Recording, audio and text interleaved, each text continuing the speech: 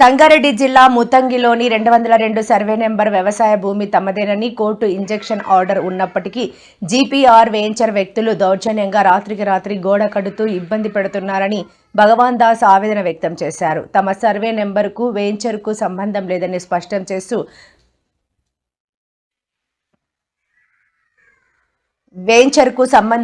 స్పష్టం చేస్తూ అక్రమార్కులపై చట్టపరమైన చర్యలు తీసుకుని న్యాయం చేయాలని ఆయన ప్రభుత్వాన్ని కోరారు. కబ్జాలకు కాదేదు అనరం అనే రీతిలో తెలంగాణ రాష్ట్రంలో అనేక చోట్ల భూ వివాదాలు కావచ్చు, భూ ఆక్రమణలకు పాల్పడే వారు కావచ్చు, రెచ్చిపోతున్న సంఘటనలు కోకొల్లుగా మారాయి.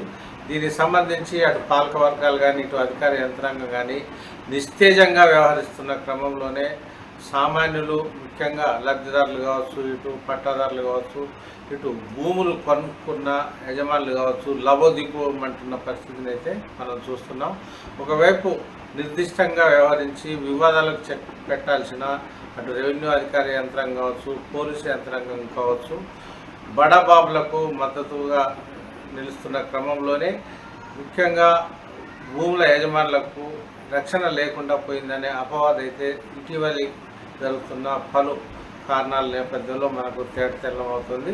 ఇలాంటి సంఘటనే మనకు తెలంగాణ రాష్ట్రంలోని సంగారెడ్డి జిల్లాలో అయితే మనకు కనిపించింది. ప్రత్యేకించి సంగారెడ్డి జిల్లాలోని పటంచెరు పరిధిలో మనకు ముఖ్యంగా ముత్తంగి అనే ఒక గ్రామం అయితే ఉంది.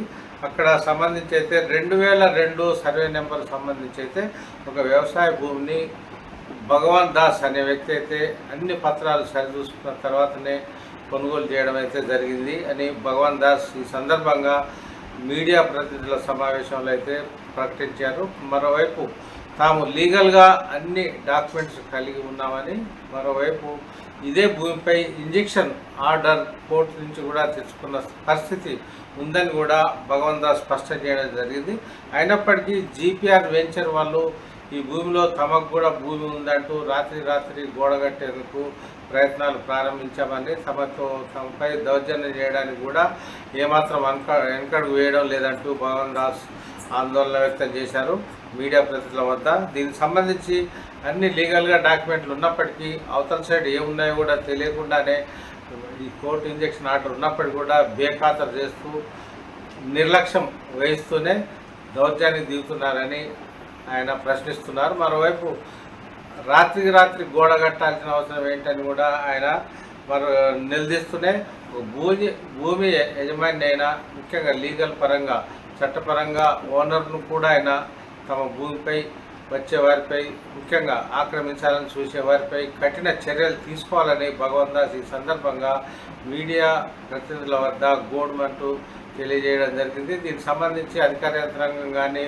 ప్రభుత్వం కూడా చొరవ తీసుకొని ఇట్లా జీపీఆర్ వెంచర్ వాళ్ళు తమపై చేస్తున్న దౌర్జన్యం కావచ్చు, నిర్మిస్తున్న అక్రమ కట్టడం సంబంధించి కూడా నిలువరించి తగిన చర్యలు అయితే తీసుకోవాలని కూడా ఆయన భగవాన్ దాస్ కోరారు. తనకు చట్టపరంగా అన్ని విధాలా హక్కుదారుగా ఉన్నందువల్ల తనకు న్యాయం చేయాలని కూడా భగవాన్ దాస్ మరోవైపు కోరడం జరిగింది.